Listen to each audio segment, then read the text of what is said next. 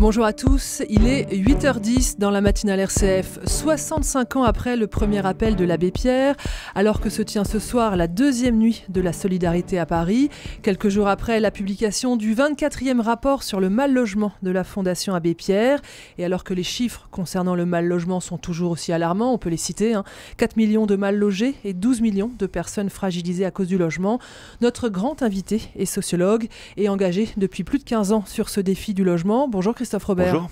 Vous êtes donc le délégué général de la Fondation Abbé Pierre. Ce soir, à Paris, a lieu la deuxième nuit de la solidarité. On va compter les SDF. 10 700 Parisiens, 400 professionnels sont mobilisés pour cela. C'est une démarche importante. À quoi ça sert précisément ? Alors, effectivement, c'est pas du logement qu'on est en train de construire, mais c'est fondamental parce que rien n'est pire que de ne plus regarder, de ne pas savoir, de ne pas oser s'affronter à la question. Et puis, on constate également un énorme déficit de connaissance du problème du sans-abrisme, de nombre de personnes sans domicile. On n'a que 2 enquêtes en France, nationales, une de 2001, une de 2012, réalisée par l'INSEE, qui montre qu'il y a une augmentation de 50%. Depuis, on ne sait pas. Et donc, voir ces communes, ces villes, oui, parce qu'il y a Paris ce soir, mais il y a d'autres villes. Oui, tout à fait. C'est-à-dire que dans le cadre du plan Logement d'abord, qui vise à faire accéder à un logement direct des personnes, y compris qui ont vécu des choses très difficiles, on voit des villes qui se disent mais il faut bien qu'on sache mieux qualifier le problème pour mieux le traiter. Alors après, est-ce que ça va conduire à mieux traiter le problème partout avec le dynamisme qu'on souhaiterait ou le volontarisme que l'on souhaiterait? Ça, on verra bien, mais c'est déjà important. Et puis il y a une dimension fraternelle. Parce que des bénévoles vont aller à la rencontre des personnes. Alors, ça peut créer des liens, et puis on est dans une logique où on regarde les personnes, ça réhumanise quelque part. Beaucoup de personnes sans domicile, sans abri, vous disent, mais le pire, c'est de ne pas être vu. Le pire, c'est d'être invisible. Donc, évidemment, ça ne fonde pas une politique du logement telle qu'on la voudrait, mais c'est important. Christophe Robert, on est en train de s'habituer dans les grandes villes à ce qu'il y ait des gens qui vivent dans la rue ? Difficile de répondre à cette question parce qu'on sent quand même une vraie solidarité et un vrai malaise. Et beaucoup de gens n'acceptent pas. Mais le risque est bien là quand même. Et ça, l'abbé Pierre nous le disait, ne nous habituons pas à ça, à ces situations de fragilité. On peut faire autrement. Et évidemment, on peut faire autrement. C'est pas une fatalité. Le risque, c'est effectivement de se dire, de toute façon, malgré les efforts, malgré la tension, on n'y arrive pas. Non, non, non, c'est fondamental. Vivre à la rue, ça n'est pas acceptable dans un pays comme le nôtre. Donc il faut tout faire pour accompagner les personnes, leur tendre la main et les sortir de cette situation de précarité. 24e rapport de la Fondation Abbé Pierre, elle est sortie vendredi. Au fur et à mesure des années, est-ce qu'on va dans le bon sens? Qu'est-ce qui s'améliore et qu'est-ce qui se dégrade ou qu'est-ce qui ne bouge pas? C'est compliqué parce que la question du logement, c'est pas une petite question, ça concerne tout le monde et partout. Donc, comment ça concerne tout le monde? La plupart des gens ont une mise. Pas le mal logement. Mais je veux dire, la question du logement, chacun a besoin d'un logement. Et donc les formes que prennent le mal logement sont très diverses. On vient de parler des personnes sans domicile. Je vous ai dit qu'il y avait une augmentation préoccupante et l'urgence d'agir absolument avec une énergie énorme pour pouvoir sortir les personnes de cette situation. Mais tout dépend, pour répondre à votre question. Par exemple, le phénomène de précarité énergétique, ne pas pouvoir se chauffer convenablement ou ne plus se chauffer du tout. Ça concerne beaucoup de monde, près de 12 millions de personnes, un peu partout en France, en milieu rural, en milieu urbain. C'est lié au phénomène de logements qui sont mal isolés. Donc c'est pas être à la rue, mais ça crée vraiment des problèmes d'isolement social, des problèmes de santé.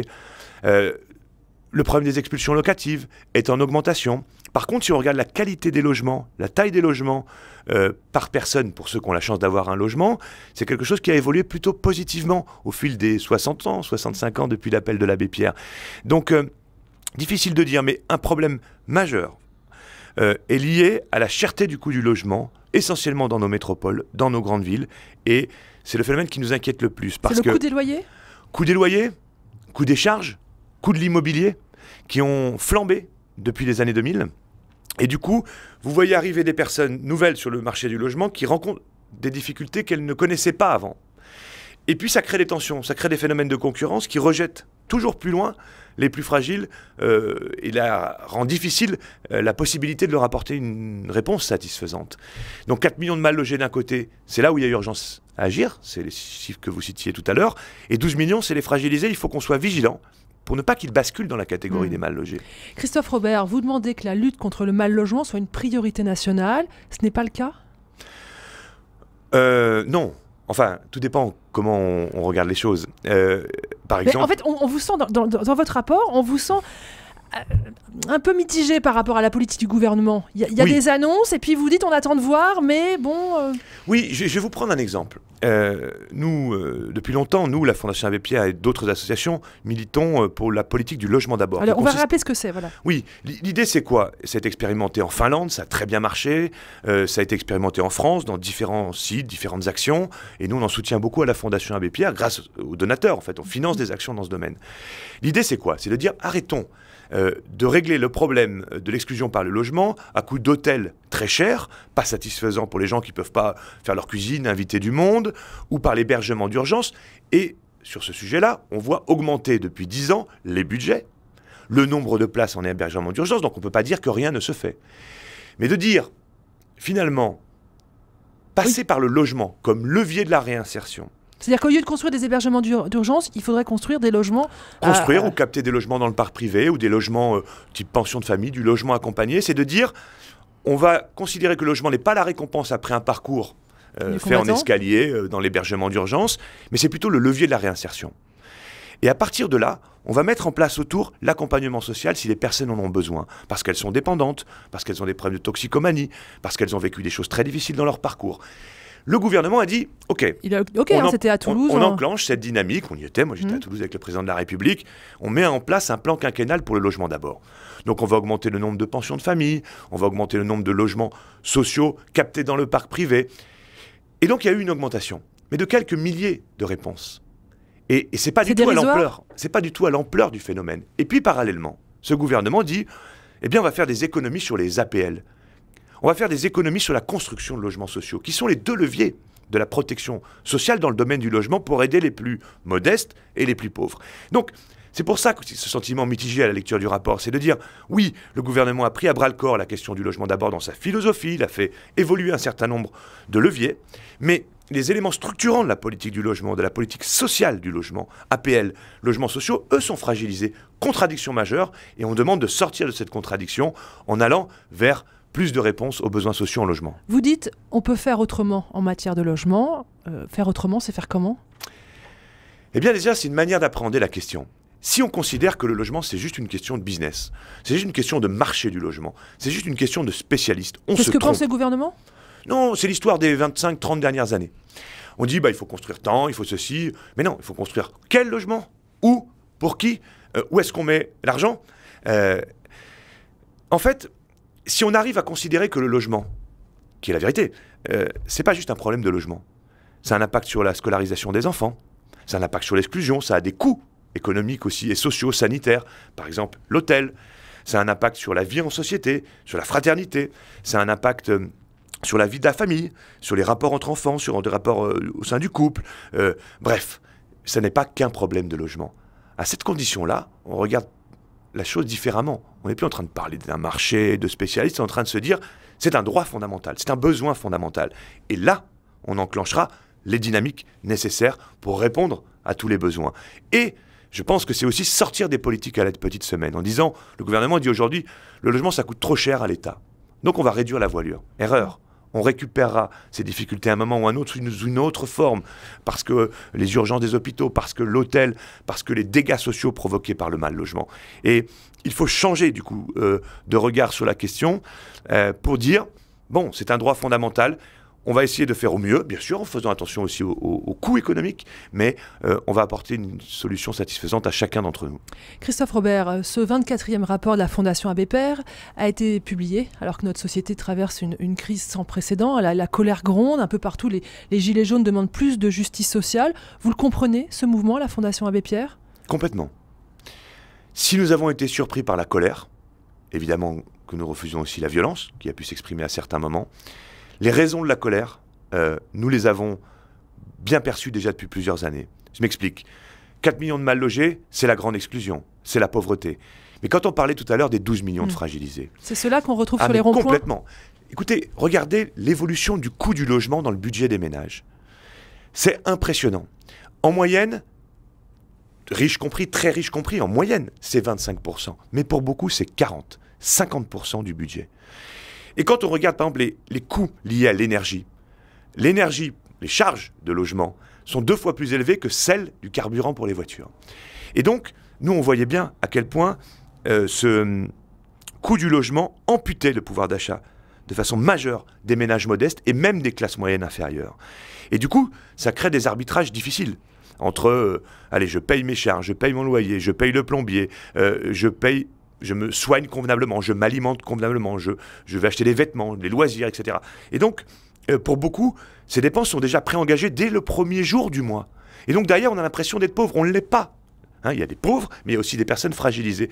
Mais ces coûts... Donc pour vous, il n'y a pas de concurrence entre la solidarité avec les personnes sur les ronds-points et la solidarité avec les personnes les plus pauvres? Absolument. Alors, avec une nuance, ce sont 2 catégories de situations, on va dire, de grandes familles de situations où les personnes vivent des choses difficiles. Donc il faut leur apporter des réponses, sans doute pas de même nature, peut-être pas de même ampleur, mais des réponses à ces 2 catégories. Et puis, il faut veiller à une chose, c'est cette peur du basculement, cette peur de tomber dans la précarité, de ne pas avoir de perspective. Et donc, les fragiles ont peur de basculer dans la situation de grande exclusion. Donc pour nous, à la Fondation Abbé Pierre, il faut prioriser évidemment l'action vis-à-vis de ceux qui n'ont rien. On parlait des personnes sans domicile, c'est l'horreur absolue. Mais il faut aussi sécuriser ceux qui sont fragilisés. La montée des inégalités qui est dénoncée largement dans ces manifestations, dans ces cortèges, dans ces slogans, vous l'apercevez aussi? On l'aperçoit beaucoup. Un des éléments, je pense que c'est ce que je viens d'évoquer, c'est-à-dire ces dépenses préengagées qui donnent l'impression qu'on est pauvre alors qu'on ne l'est pas sur le papier, en quelque sorte. Mais des inégalités aussi dans les choix politiques, économiques et fiscaux. Je vais vous prendre un exemple. Sans faire de polémique idéologique ou dogmatique, la suppression de l'ISF, qu'on pourrait transformer sous une autre forme, mais la suppression de l'ISF, plus la mise en place du prélèvement forfaitaire unique, c'est-à-dire qu'on plafonne la fiscalité sur les revenus financiers de ceux qui sont les plus aisés. Au bout d'un moment, on ne paye pas plus, quoi. Voilà, c'est exactement, c'est un bouclier. Ces 2 mesures, c'est 5 milliards d'euros par an en moins dans les caisses de l'État, pour les hôpitaux, pour les écoles, pour aider les plus fragiles. Parallèlement, la baisse des APL pour les ménages ou pour la construction de logements sociaux, c'est un manque à gagner pour la question sociale de 4 milliards d'euros. Donc, je ne vais pas faire de lien de cause à effet trop rapide, mais il y a un moment, il y a des choix. Et nous, on pense vraiment qu'il faut aller vers plus de justice sociale, fiscale, tout en préservant davantage la planète. Donc, des choix environnementaux. On peut faire beaucoup mieux que ce que l'on fait aujourd'hui, sans rentrer dans une bataille idéologique. Christophe Robert, le président de la République, a lancé son grand débat national pour répondre aux questions et à la colère des Gilets jaunes. La Fondation Abbé Pierre va y participer? Ah oui. Alors, la Fondation, en tant qu'institution, association, y participe déjà. On a été avant-hier avec le Premier ministre, j'étais à Courcouronnes avec le président de la République sur la question des quartiers populaires il y a 3 jours. On est très investis pour faire des propositions. Ça vous intéresse comme démarche? Mais bien sûr. Bien sûr, si vous voulez, autant il y a de la colère, parce qu'on voit des choses qui, de notre point de vue, sont inacceptables. Dans les choix économiques, fiscaux, et dans ce que ça produit pour les personnes les plus fragiles. Donc, une sincère colère. Et en même temps, il faut bien qu'on trouve les moyens de sortir de cette période d'instabilité majeure.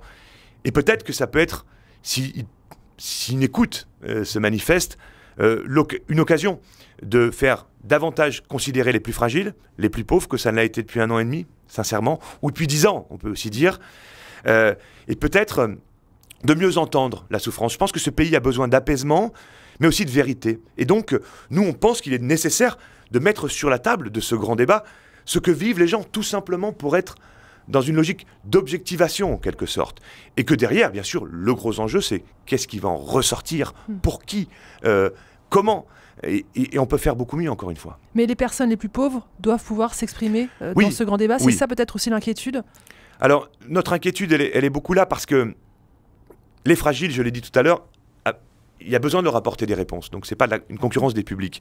Mais le risque, c'est que ce soit les grands oubliés de ce débat, les plus pauvres, les mal logés, parce qu'ils n'ont pas le loisir de s'exprimer. Parce que quand vous êtes en situation de survivre, votre priorité première, c'est pas de battre le pavé ou d'aller vous exprimer dans une permanence d'une mairie, dans un débat ou je sais pas quoi. Donc nous, il faut aussi, les associations, qu'on recueille cette parole. On le fait depuis longtemps. Donc on va faire des cahiers qui permettent de restituer.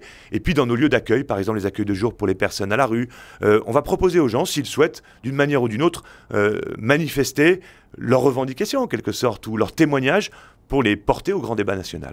Christophe Robert, je l'ai dit, ça fait plus de 15 ans que vous êtes engagé dans la question du logement. C'est le 24e rapport de la Fondation Abbé Pierre. Comment vous faites, année après année, pour avoir encore la force d'avancer, l'énergie de ne pas baisser les bras? Vous ne posez pas la question? Non, c'est trop important. Sincèrement, je pense que la Fondation Abbé Pierre est convaincue qu'on peut faire autrement. Elle est convaincue qu'il faut tendre la main aux plus fragiles. Et je vais vous dire, s'il y a des moments difficiles, parce qu'on reçoit beaucoup de sollicitations directes, parce que notre première action, c'est d'agir auprès des mal logés, grâce aux donateurs. Donc c'est dur, hein. Mais au fond, c'est pas une question politique, c'est pas sur le papier, c'est pas le rapport en tant qu'objet. C'est à chaque fois qu'on peut aider quelqu'un, ça nous donne une force inouïe.